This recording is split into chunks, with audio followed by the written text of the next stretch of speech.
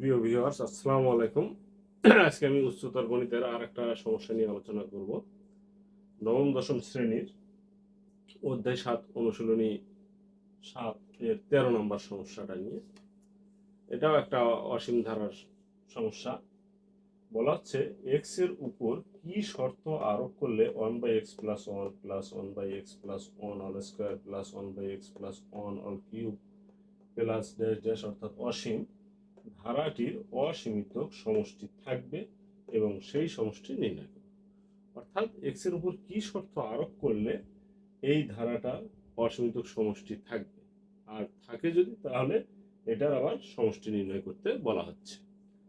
তাহলে আমরা জানি এক্স এর উপর কি শর্ত আরোপ করলে, আমরা মূলত জানি যে আর হওয়া লাগে, অর্থাৎ অনুপাত হইতে হয় প্রকৃত ভগ্নাংশ। আমি তাহলে প্রথমেই দেখি আর ইকুয়াল কি পাওয়া যায়। তাহলে আর ইকুয়াল এখান থেকে কি পাবো, দ্বিতীয় পদ x plus 1 all square by 1/x plus 1।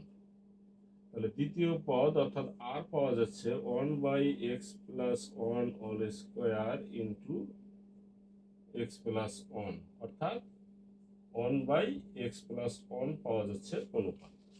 তাহলে এইটা আমার প্রকৃত ভগ্নাংশ হইতে হবে। প্রকৃত ভগ্নাংশ হওয়ার শর্ত কি? প্রকৃত ভগ্নাংশ হওয়ার শর্ত হচ্ছে -1 smaller than 1/x plus 1 smaller than 1। অর্থাৎ এই শর্তের মধ্যে যদি পড়ে, অর্থাৎ কোনো ভগ্নাংশ -1 এর চাইতে বড় +1 এর চাইতে ছোট যদি হয়, সেই ভগ্নাংশটাই প্রকৃত ভগ্নাংশ হয়। আর এর বাহিরে যত ভগ্নাংশ সব কিন্তু অপ্রকৃত হয়। তাহলে এই শর্ত যদি মেলে তাহলে আমরা বুঝতে পারবো যে এটা অসীমিত সমষ্টি নির্ণয় করা সম্ভব। তাহলে কি শর্ত আরোপ করলে? শর্ত হচ্ছে এইটা। তাহলে এইটা অর্থাৎ -1 স্মলার দ্যান 1/x প্লাস 1 অথবা 1/x প্লাস 1 স্মলার দ্যান 1। এইটা মাইনাস দিয়ে গুণ করলে চিহ্ন পরিবর্তন হয়, তাহলে কি আসবে? -x minus 1 greater than 1। আবার -1 কে যদি ওই পাশে নিয়ে যাই তাহলে 1 1 2 হয়ে গেল। আবার -1 দিয়ে যদি ভাগ করি তাহলে x চিহ্ন চেঞ্জ হয়ে -2। অর্থাৎ আমরা শর্ত পাইলাম x এর মানটা -2 চাইতে ছোট হইতে হবে। আবার এই অংশে আমরা কি পাই? এই অংশে পাবো 1x প্লাস 1,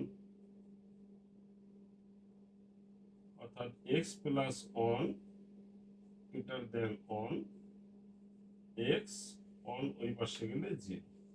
তাহলে শর্ত কি হলো? অতএব নির্ণীয় শর্ত। তাহলে যে শর্ত আরোপ করতে হবে সেই শর্ত হলো x এর মান হবে -2 এর ছোট অথবা x এর মান হবে 0 এর চাইতে বড়।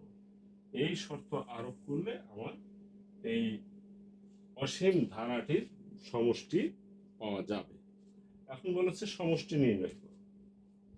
তাহলে অসীম ধারার সমষ্টি নির্ণয়, এখানে আমরা আর পেয়েছি, এ কত পাইলাম? এ পেয়েছি 1, অর্থাৎ প্রথম পদ x প্লাস 1, এবং আর পাইছি, আর হলো 1/x প্লাস 1। তাহলে আমরা জানি অসীম ধারার সমষ্টি কি? অসীম ধারার সমষ্টি হলো অতএব এসএন ইকুয়াল, আমরা জানি এ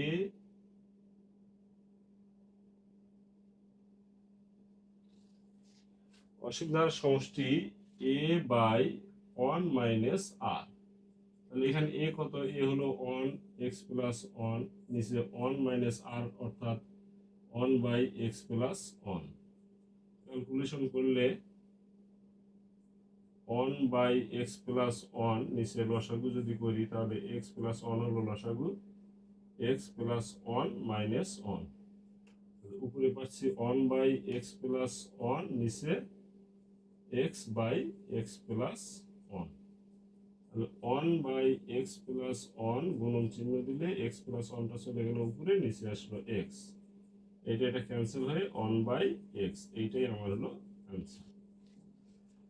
তাহলে এখানে দুইটা জিনিস আমাদেরকে খেয়াল রাখতে হবে। একটা হলো এই শর্তটা, এই শর্তটা অবশ্যই খেয়াল রাখতে হবে যে একটা অসমিতক সমষ্টি অর্থাৎ অসীম ধারা, গুণোত্তর অসীম ধারা কখন সে সমষ্টি নির্ণয় করা সম্ভব, যখন এর অনুপাতটা -1 এর চাইতে বড় হবে এবং +1 এর চাইতে ছোট হবে। এই শর্ত যদি মেলে তখনই সেইটা সমষ্টি নির্ণয় করা সম্ভব। তাহলে আমরা এইটা একবার -1 এর চাইতে বড় ধরে নিলাম, +1 এর চাইতে ছোট ধরে নিলাম, -1 এর চাইতে ছোট ক্যালকুলেশন করে পাই আমরা -2 এর চাইতে ছোট x এর মান, আবার x এর মানটা 0 এর চাইতে বড়। অর্থাৎ x এর মানটা -2 এর চাইতে যদি ছোট হয় অথবা 0 এর চাইতে যদি বড় হয়, শুধু এই শর্ত সাপেক্ষেই এই সমষ্টি নির্ণয় করা সম্ভব। এর বাইরে কোনো কিছু হলে সমষ্টি নির্ণয় করা সম্ভব না। আর অসীম ধারার সমষ্টি নির্ণয়ের আমরা সূত্র জানি, প্রথম পদ ভাগ 1 - অনুপাত। এইটা বসায় দিয়ে, মানটা বসায় দিয়ে ক্যালকুলেশন করলাম, আমাদের চলে আসলো। এই অঙ্কটা বেশ ইম্পর্টেন্ট, মাঝে মাঝে বিভিন্ন পরীক্ষায় আসে। তো আশা করি এই অঙ্কটা বা এরকম কোনো অঙ্ক যদি আসে পরীক্ষায়, তাহলে স্টুডেন্টরা পারবে, এই আশাবাদ ব্যক্ত করি। আজকের মতো আল্লাহ হাফেজ।